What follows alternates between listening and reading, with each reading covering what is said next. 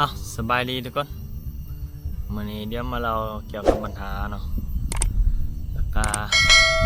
เรื่องเล่าที่ส่องเขาพอเนาะทุกคนตอนนี้หนึ่งมากอ่ะว่ามีทานผู้ส้มเนาะสองมากอ่ะเป็นปัญหาเรื่องพินเนาะทุกคนขอพินมาตั้งแต่3-4 เดือนหลัง4 เดือนหลังแล้วจนมาหอดปัจจุบันนี้ค่ะโฆษณาได้ปิดเป็นที่เรียบร้อยแล้วทุกคนเลย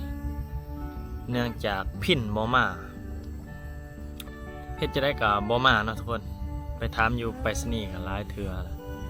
2-3 เทื่อก็บ่มีคำตอบรับว่าพินเฮามาเนาะบ่ฮู้ว่าย้อนใส่ที่อยู่บ่หรือแนวใดก็เปลี่ยน2-3 เทื่อเนาะที่อยู่จนมาฮอดปัจจุบันนี้ก็โฆษณาปิดเป็นที่เหี่ยมห้อยเนาะทุกคนแล้วยอดผู้ชมก็บ่ค่อยมีเนาะตอนนี้นี่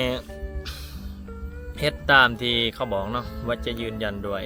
บัตรประจำตัวหรือว่าใบขับขี่หรือว่าพาสปอร์ตแต่ว่า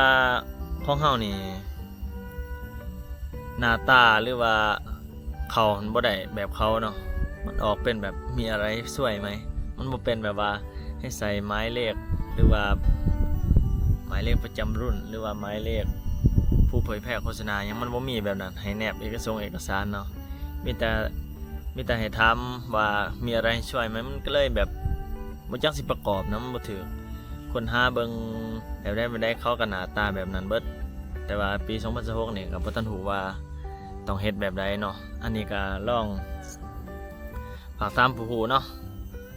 คันมีคำแนะนำก็แนะนำกันเบิ่งไปต่อบ่ถือตอนนี้เฮ็ดมา 3-4 เทื่อก็บ่ถือเนาะตอนนี้ก็ถ่ายลงซื่อๆเนาะบ่มีความหมายหยังถ้าว่าบ่มีโฆษณาเข้ามาทุกคนเลยเฮาก็บ่ได้ซีเรียสดอกเรื่องถ่ายคลิปแต่ว่าถ่ายแล้วถ้ามันบ่มีความหมายหยังก็จักสิถ่ายเฮ็ดหยังเนาะแต่ว่ายังมีโฆษณามันก็ขึ้นอยู่เนาะตอนนี้มันก็ครบเกณฑ์มันอยู่เกิน9 เหรียญมันก็จนสิฮอด50 เหรียญแล้วตอนนี้แต่ว่ามันบ่ได้รหัสนี่ติมันก็บ่จักสิว่าเนาะหรือว่าต้องเบิ่งอีกต่อไปบ่หรือว่าเสียดแนวใดเนาะใครเป็นก็ลองคอมเมนต์เข้ามาเบิ่งนะมันบ่ได้ก็3-4 เดือนแล้วเด้มันบ่ได้พินแต่ของเขาหันเห็นใส่ตัวลาวก็ยังมาฮอดเนาะบัตรของเฮาบ่มาตัวนี้นี่ตัวมันค่าทุกคนเลยโอ้ว่าสิไปต่อจะได้คือกันตอนนี้ก็ถ่ายไปก็บ่มีโฆษณาขึ้นหยังก็มันก็บ่ค่อยอยากถ่ายเนาะคือนั่นนี่แหละมานั่งเบิ่งเฝ้าป่ายามว่างๆก็จังได้จับกล้องขึ้นมาถ่ายเนาะถ้าว่ามันยังเป็นคือเก่าเนาะก็ฮึดมีกำลังใจแล้วไว้ถ่ายมันก็เป็นฮึดคืออยากถ่ายนั่นนี่ก็จนวางเรียบร้อยได้ยังจับกล้องขึ้นมาถ่ายมาเบิ่งป่าเนาะมาเฝ้าป่าคันประคอขึ้นก็จะได้เอาประคอเนาะถ้าว่าเห็นเป็นโตเนี่ยก็จะใส่หมดแล้วเนี่ยยิงเอาเนาะตอนนี้ก็อยู่น้องเนาะทุกคนบรรยากาศ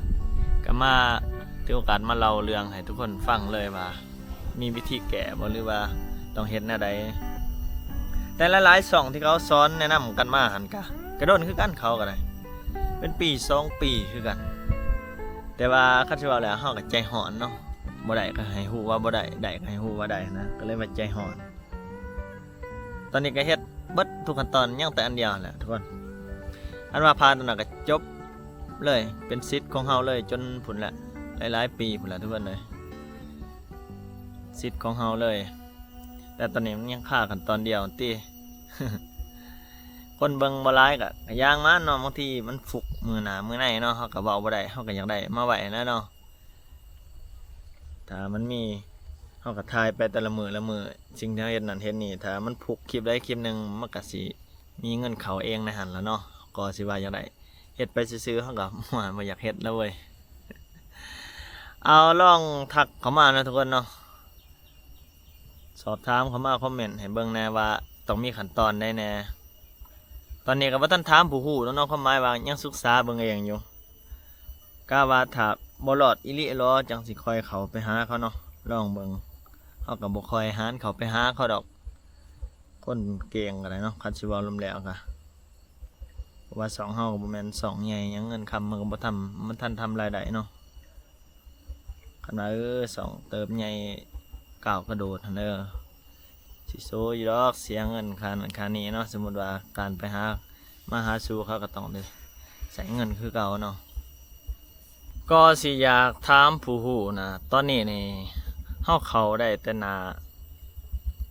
คุณมีอะไรให้ช่วยไหมนะมันบ่ได้เข้าได้หน้าอยากได้หน้าประกอบเอกสารหน้าแบบแพลตฟอร์มประกอบเอกสารแล้วก็ใส่หมายเลขแล้วก็ใส่แบบที่เขาเป็นนะตอนนี้ฮะแต่ว่าหน้านั้นของเฮามันบ่ออกกดเข้าไปยังไงก็บ่ออกมันออกเป็นหน้าที่ว่ามีอะไรให้ช่วยไหมแล้วก็ส่งชื่อซ่องคุณอย่างไรยังแล้วก็คุณมีอะไรช่วยพิมพ์แต่หนึ่งหาลอยข้อความได้นะแล้วก็3ขั้นตอนเอาแล้วก็คุยกับพนักงานเขา แต่เขาส่งมาไม่ได้ให้ประกอบแพลตฟอร์มแต่ว่าหน้าตัวนั้นมันบ่ได้เนาะหน้าแต่สิประกอบแพลตฟอร์มมันหรือว่าเฮาบ่ทันเข้าใจบ่ตัวนี้แหละทุกคนเลยแค่อยากถามสำเนียงนะก็มันก็มีแต่เท่านั้นแหล้วเนาะอยากฝากให้ทุกคนแนะนำกันตื่มนะตอนนี้ยังขั้นตอนเดียวหั่นแหละตอนนี้เอามาเฝ้าเบิ่งปลาคอขึ้นอยู่ทุกคนบ่ว่าแต่ปลาคอดอกตอนนี้ปลายังเห็นก็สิเอาเลยเนาะมันฝนตกแต่เช้าพูนเขาก็บ่มีเวียงเนาะบัดตอนสวยนี่มันก็แดดออกเขาก็มานั่งหลินเนาะอยู่น้องพี่ทุกคนเลยบรรยากาศดีบ่ได้ร้อนเนาะซุ่มห่มเย็นอยู่นี่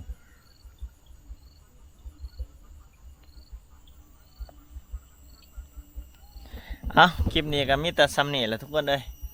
ขอขอบใจเนาะล่วงหน้าสำหรับท่านใดที่ว่า